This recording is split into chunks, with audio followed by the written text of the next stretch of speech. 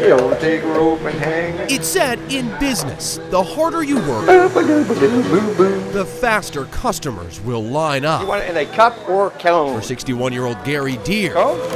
the hard work part is easy. There you go, young lady. Thank you. You're quite welcome. And these days, it seems the long lines come even easier. My wildest dreams. I could never expect it to end like this. You see, it hasn't always looked like this. He opened Mad Hatter's Ice Cream a few years ago with the belief that the people of Anacortes would flock here just because he opened his doors. Good. I had no idea what I was doing. Never sold ice cream before. Sales were okay. There you go. But running a small business in a small town was made even harder by a neurological disorder. Yes, young lady. Stemming from his time in the Navy. Then in June, customers were greeted only by a short message on Facebook telling them the shop was permanently closed. I needed to decompress my brain. There you go. Get my pain under control. Was fine with keeping the store closed. I really didn't care at the time if I opened it back up. Some encouraging words from friends and customers convinced him to try and open again. 24-58. For one last shot. See what happens. Throw the dice.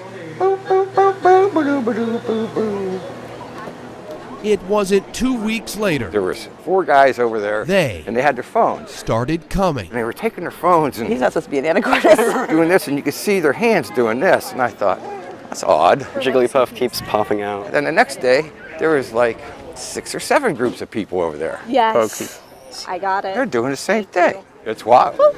Excellent. What's going on? The next day, there was like 40, 50 people over there. Oh, there's good stuff over there. I only have 3 Pokeballs. Finally, somebody came in. I asked him. I said, what is going on? You have to recharge like 4 times a day. He explained the Pokemon thing to me. I went, oh. I caught it first ball. When you walk up to Pikachu, it's the only one that Says the name. That's right. The game, Pokemon with the, Pokespots.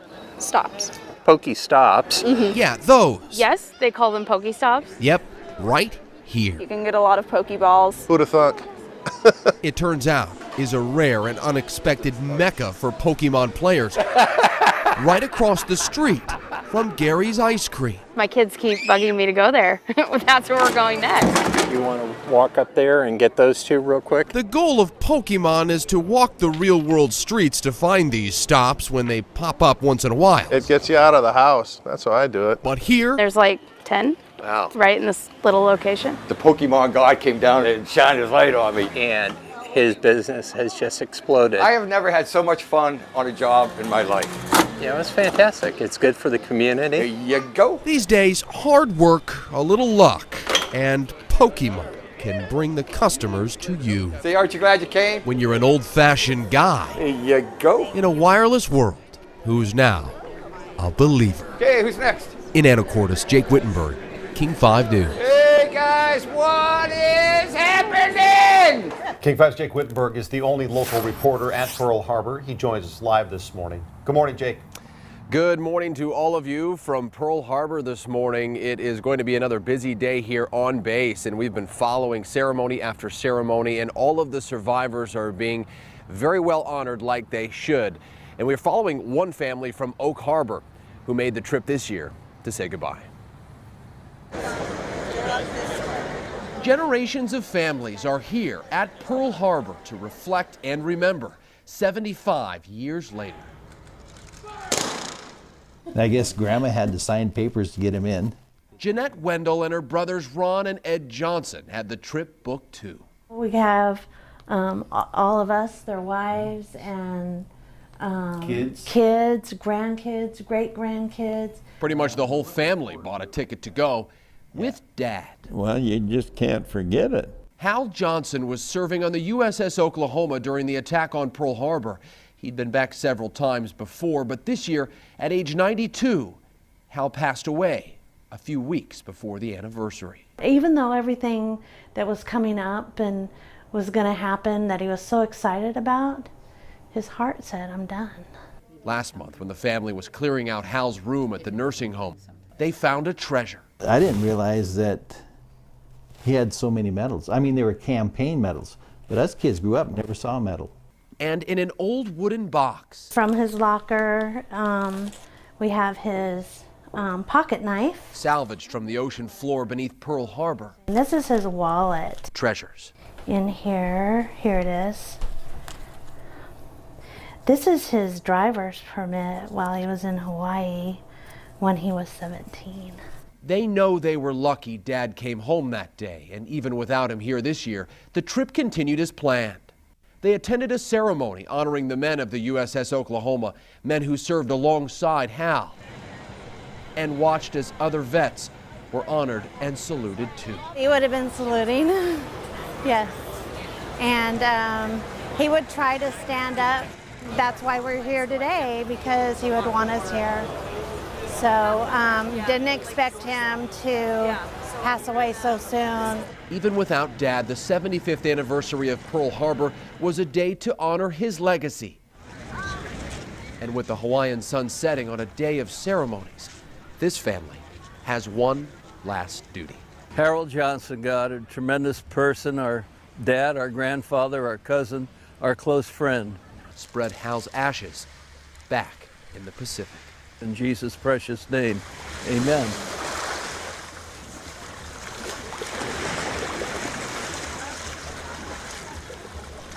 A final resting place for Dad.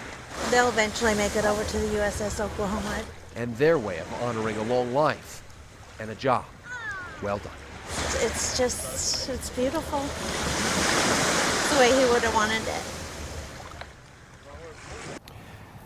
You know, not a lot of people may know this, but here at Pearl Harbor, 1,177 men died on the USS Arizona alone. And as you said, that ship is still underwater here. You can still look at it. It's still leaking oil. And there are still bodies inside. And it's not a morbid thing at all. It's sacred ground here. And you cannot walk the grounds there at the memorial without being overcome with emotion. And yesterday, when the airplanes, the fighter jets, F-22s, flew over the ceremony, as they got to the Arizona Memorial, one of the pilots broke off and went straight up into the sky in what they call missing man formation to honor that memorial and all the men that are still there. It's just breathtaking and overcome with emotion. That's the only way I can describe it.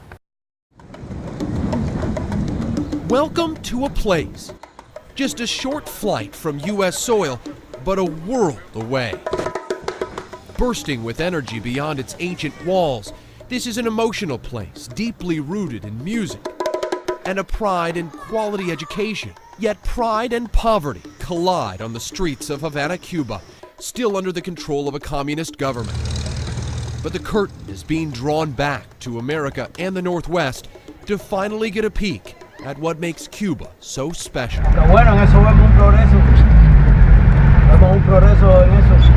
In Cuba itself, the people have been exhorted by Castro to... It hasn't always been so friendly since Fidel Castro came into power and began his Cuban Revolution nearly 60 years ago. America and Cuba were cut off from each other. Decades of Cubans lived in fear of being persecuted for their religious and political beliefs. And when communist Soviet Union fell in the 90s, the Cubans fell further into poverty. 6 decades later, still under Castro's rule, Cuba appears frozen in time. Classic American cars from the 50s and 60s are a colorful indicator of when the U.S. embargo began. But as U.S.-Cuban relations now thaw, we find the newer generation of Cubans with a brighter future. And they're clearly not shy of a camera. Tony Melendez.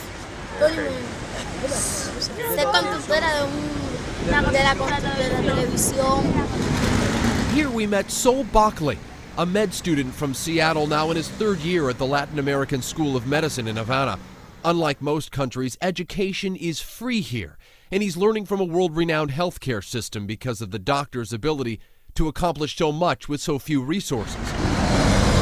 Just in the past 6 months, he's noticed a change in the Cuba he's known for 2 years. You just kind of feel a sense of excitement in the air with the Cubans, with like a lot of hope. And there's so much that these cultures that we can learn from them and that they can learn from us. And part of the excitement, business leaders from the Northwest, organized by the Seattle Chamber of Commerce.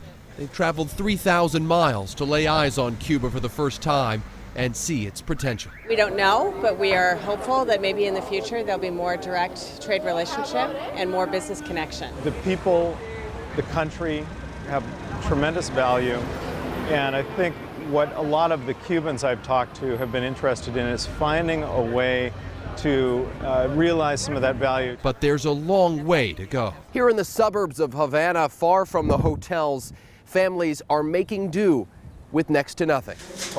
Many of them like Rafael and his sisters, who we found getting by on meager government food rations. Empty bottles make up their liquor cabinet, but he shows us full rain barrels on the roof which provide the water they need.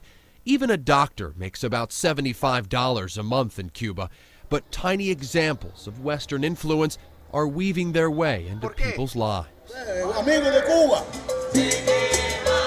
The streets are filled with tourists. Famous Obispo Street is alive with activity. Here is a very good place. And a buzz with talk of many more expected to arrive. Cuba is bracing for as many as 10 million American tourists per year. Yet the communist government still rules this land. But the tides are changing in Cuba, and its people are winning. Jake Whittenberg,